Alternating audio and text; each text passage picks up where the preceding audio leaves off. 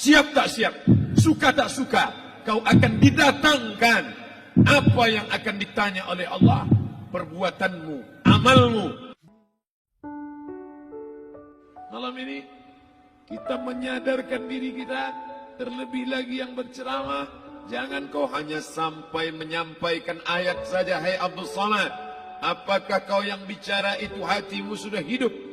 Senantiasa merasakan diri, aku orang paling hina, aku orang paling kotor, ditempelkan kening ke lantai di tempat yang diinjak tapak kaki, mengatakan bahwa aku bukan siapa-siapa.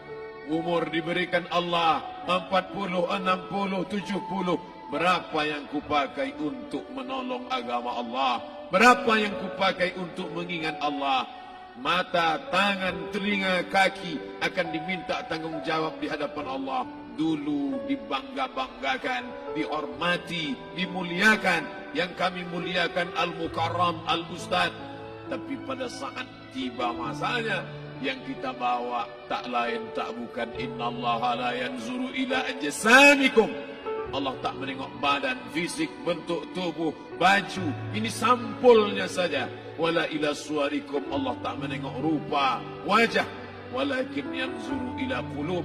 Hati kamu yang bersih itulah yang kau bawa menghadap Allah Subhanahu wa taala. Yauma la yanfa'u malun, harta tak berguna. Wala banun, anak tak bisa menolong. Harta tak berguna, anak tak mampu menolong. Illa man atallah, kecuali orang yang datang menghadap Allah biqalbin salim,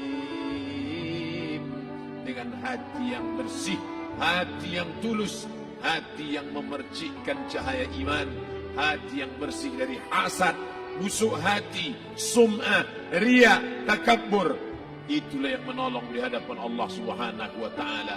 Apa kata Imam Ali radhiyallahu anhu? An-nasu niyam. Semua manusia waktu hidup itu tidur. Bapak tidur, ibu tidur, saya tidur. Semua orang waktu hidup itu tidur. Falamma matu, ketika dia mati, disitulah dia baru terjaga dari tidur panjang. Saat Israel mencabut nyawa, ditarikkan adalah satu centapan yang kuat. Disitulah kita baru terjaga dari tidur panjang.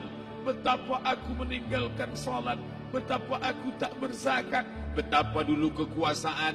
Aku lulus umur 30, pensiun 58, 28 tahun, apapun tak pernah kubuat untuk agama. Sibuk membesarkan anak, sibuk mengurus warisan. Anak pun tak ingat dengan kita, karena kita lupa menanamkan pendidikan agama di dalam otak kepalanya. Harta yang banyak tak sempat menolong agama Allah. Anak tunggal semata wayang tak sempat dididik agama.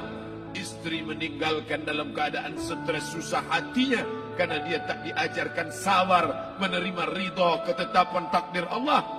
Dan paling celaka, tak pernah anggota tubuh ini dipakai untuk berzikir, muhasabah, mengingat Allah. Tak pernah mata dipakai menengok Quran, kitab suci Allah. Tak pernah dipakai hati merenung sejenak. Apa yang akan kubawa mati menghadap Allah Subhanahu wa taala? Abdul Samad dari dalam tanah naik ke atas tanah, ceramah, masuk balik ke dalam tanah. Yang kau bawa apa?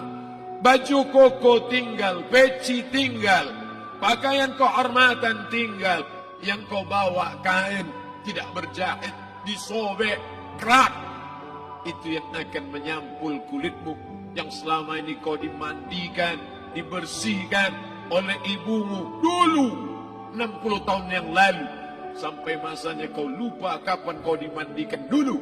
Sekarang ruh melihat, disebut dia ruh karena dia raha ya ruhu ruh, seperti aroma semerbak yang datang pergi hinggap. Ruh sampai masanya dia datang masuk ke dalam jasad.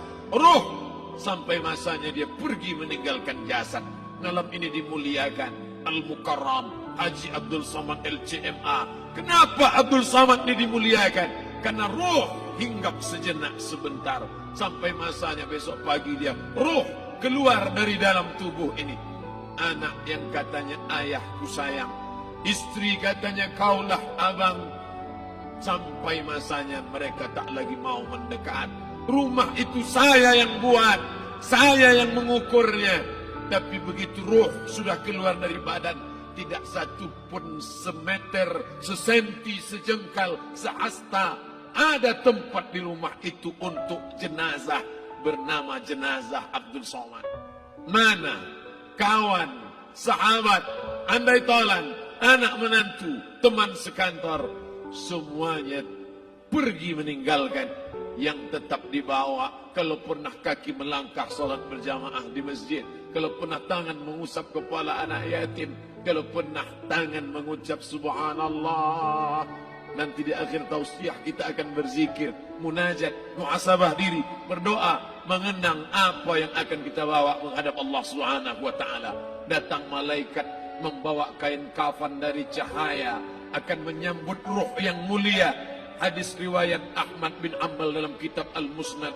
Turun malaikat berlomba-lomba membawa kain putih dari cahaya, menunggu ruh akan keluar.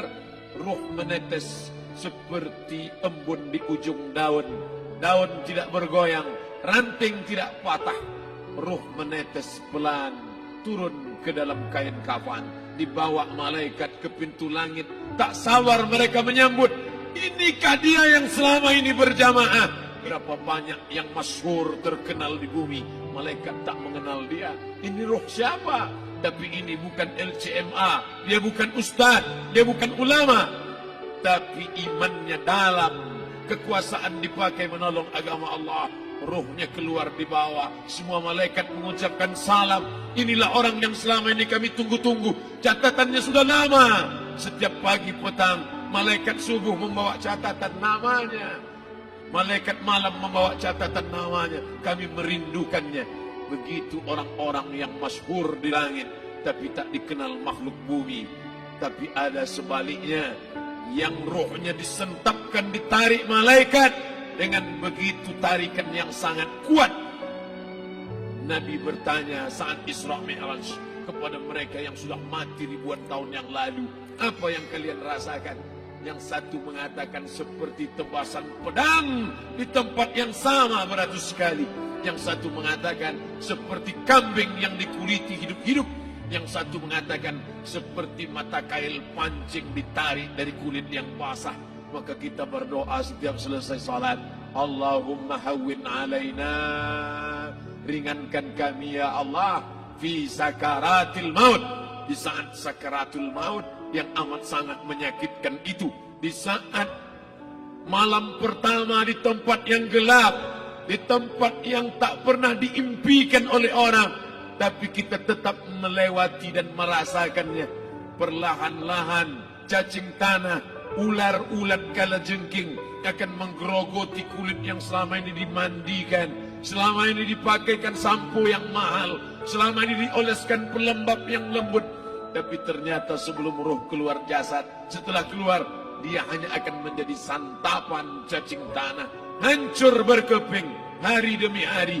Yang pertama kali membusuk adalah mata, karena dia berisi cairan. Cairan ini mengering, busuk dan berlubang. Lalu kemudian usus sebulan di dalam tanah, mulai dia menggelembung masuk angin dan dia meletus pecah. Cacing-cacing tanah mulai datang menggerogoti, memakan. Habis, siap tak siap, suka tak suka, kau akan didatangkan. Apa yang akan ditanya oleh Allah? Perbuatanmu, amalmu. Faman ya'mal mithqala dzarratin khairan yarah. Sebesar biji sawi, sebesar ujung rambut, kau aniaya orang, kau makan titik puluh keringatnya. U'tul ajira ajrahu, berikan upah pekerjamu, gaji tukang panenmu, gaji tukang cuci setrikamu. Kau makan, kau tahan 3 bulan. Dia tak menuntut, dia senyum, dia hanya mampu mengadu kepada Allah. Tapi titik peluhnya yang keringatnya, air matanya akan kau balas di hadapan Allah Subhanahu wa taala. Di saat itu tak ada siapa bisa menolong. Hari ini uangmu banyak, kau bayar pengacara handal 1 jam 100 juta, bebas tanpa syarat. Tapi di hadapan Allah semua akan bersaksi. Al-yawma nakhtimu ala, lidah yang selama ini pandai bicara dikunci, ditutup Allah Ta'ala. yang akan bicara. Wa tukallimuna aydihim wa tashhadu arjuluhum, kaki akan bersaksi, tangan akan bicara. Bima kanu yaksibun, yang pernah dilakukan di masa yang lalu. Mata melihat seolah-olah nyata perbuatan itu pernah dilakukan dulu. Kita lupa, kita tak ingat, tapi catatan malaikat terlalu terang benderang.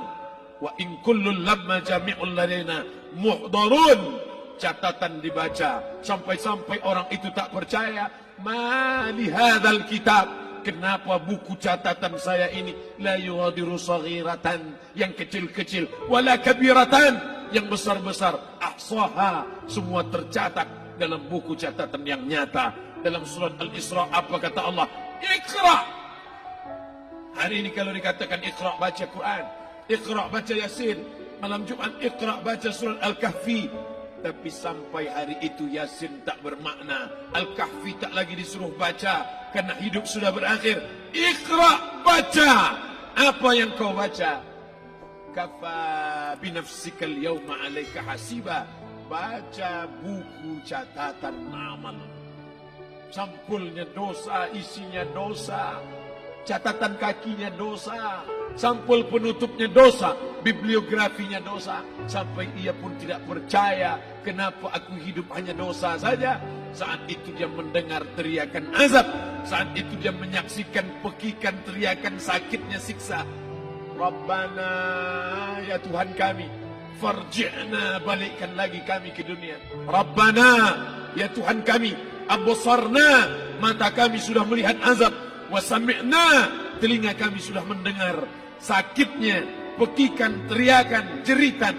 Farji'na, balikkan lagi kami ke dunia. Na'mal salihan, kami ingin amal saleh, kami ingin bantu masjid, kami ingin sekolahkan anak yatim, kami ingin muliakan fakir miskin, kami ingin bantu panti jompo. Farji'na, balikkan lagi kami dunia. Kami ingin salat tahajud, kami ingin tahiyatul masjid, kami ingin puasa sunnah. Saat itu penyesalan tak lagi berguna. Na'mal salihan, kami ingin amal saleh. Andai kau beri kami tenggat waktu ya Allah, laula akhartani, kalau kau beri aku waktu, ila ajalin qarib, aku tak minta hidup 1000 tahun, ila ajalin qarib, sebentar saja kau hidupkan aku ya Allah. Di situ orang baru tahu apa yang pernah dilakukan dulu, yang di masa lalu tak ada cara lain kecuali malam ini kita bertaubat, taubat nasuha, mandi, solat sunat taubat. Ma min muslimin yuznibu dzamban, ada orang silap, khilaf, buat dosa, salah. Siapa yang tak pernah salah? Sedangkan datuk moyang kita Adam pun salah, tapi dia mengetahui, sadar salahnya. Dia berdoa, Rabbana zalamna anfusana, kami sudah menzalimi diri kami. Wa illam taghfir lana, kalau kau tidak mengampuni kami, wa tarhamna, kalau kau tidak merahmati kami, dan akunanna minal khasirin, kami termasuk orang yang rugi ya Allah. Maka malam ini kita bermunajat kepada Allah, berdoa, mengenang masa lalu, bergelimang dosa, besok tak akan kita ulang. Kita minta ampun kepada Allah Subhanahu wa taala. Astaghfirullahalazim, astaghfirullahalazim, astaghfirullahalazim.